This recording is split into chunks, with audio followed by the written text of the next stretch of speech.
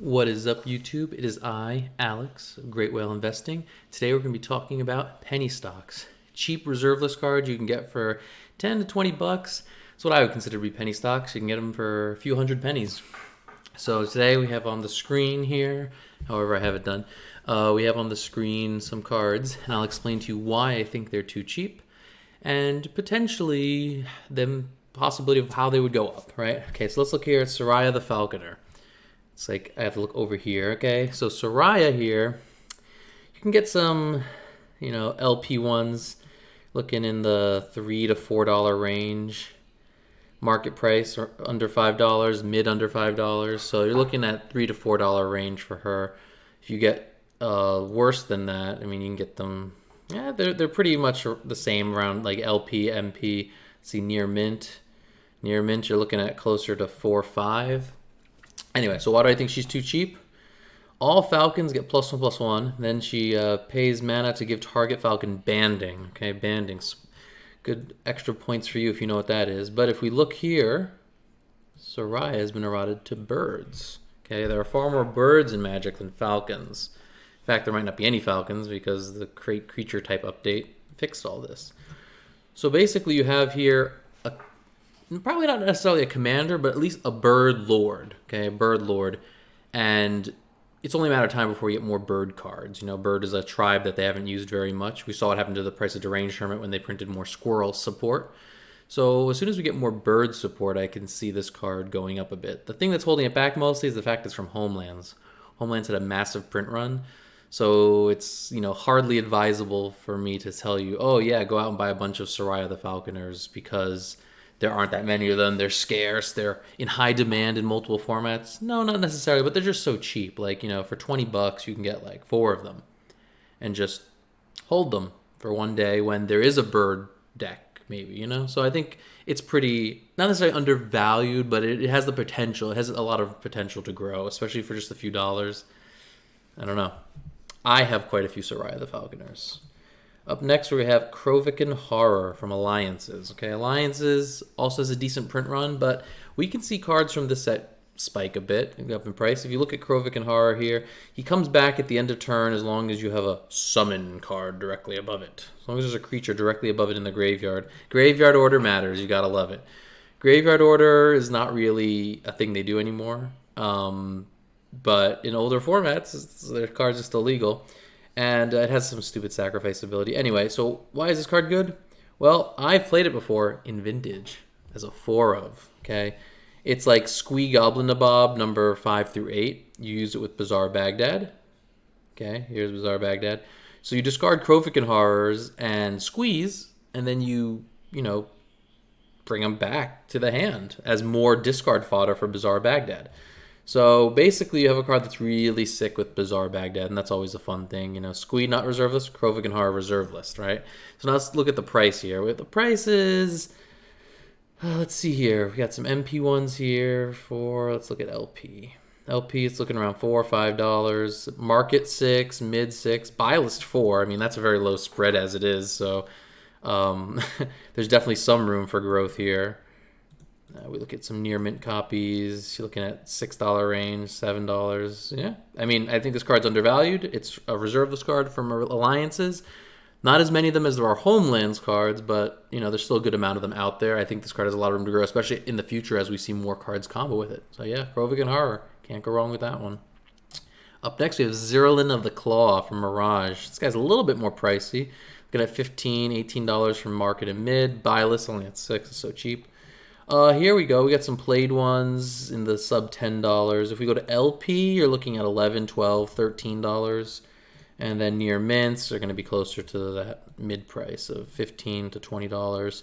Yeah, so Zerolin of the Claw, why do I like it? Mirage, reserve list. So, it's from a cool set. And what it does is it searches your deck for a dragon and then it sneaks attack it into play. Sadly, it removes it instead of just putting it in the bin.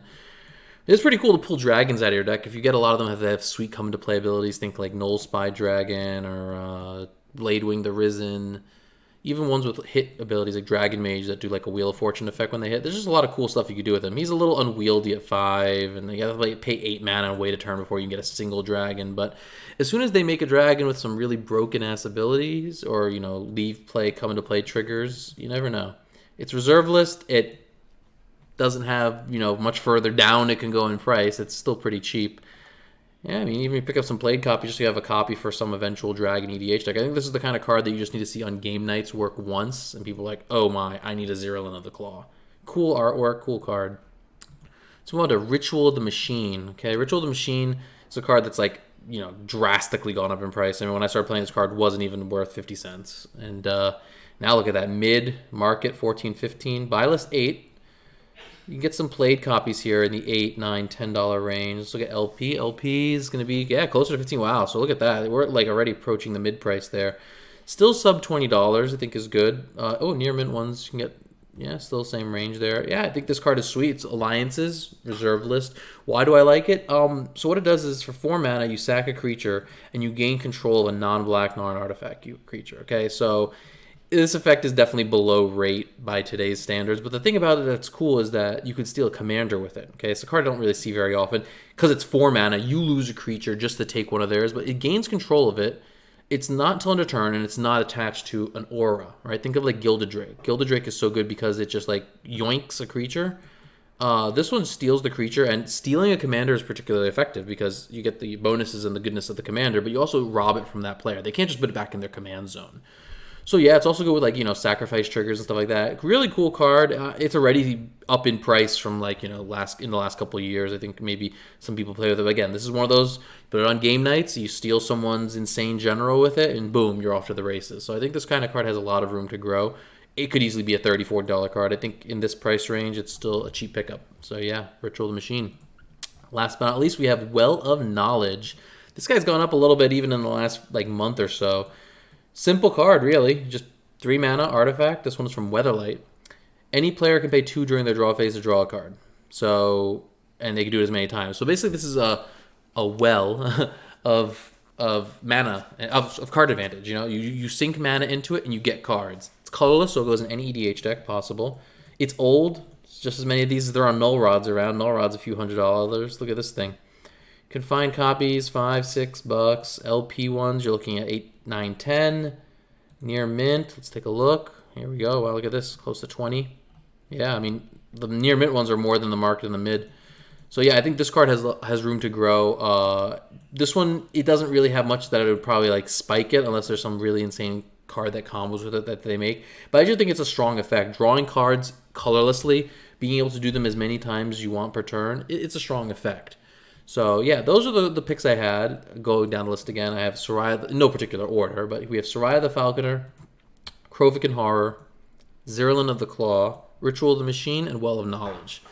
Different sets, reserveless cards. Each one of these can be bought for under $20. Most of them under $15. I just think they have a lot of room to grow. I think that there's still room on reserveless cards to like have massive gains. That being said, picking penny stocks is definitely it's definitely something your mileage may vary. Some people prefer to sink their money into more long-term, higher-end cards. And with smaller-end reserveless like this, you have the issue of liquidity. So, for instance, if you buy a Well of Knowledge, let's pick the Well of Knowledge. Let's say you get a nice minty copy for $15, let's say $18. Let's say, you pick up a nice minty one for $18, okay? What price does that need to go to before you can sell it for a profit, okay? You can't just wait for it to go to $24 and be like, okay, well now it's time to sell it. Like, you're going to get less than 18 for it by the end of the day. If you use PayPal, you use eBay, you use shipping, all these things all factor in. You have to account. If you're doing this on a massive scale, you have to account for things like, shrinkage. So at the end of the day, what does this card need to go to make your money back or to make more money?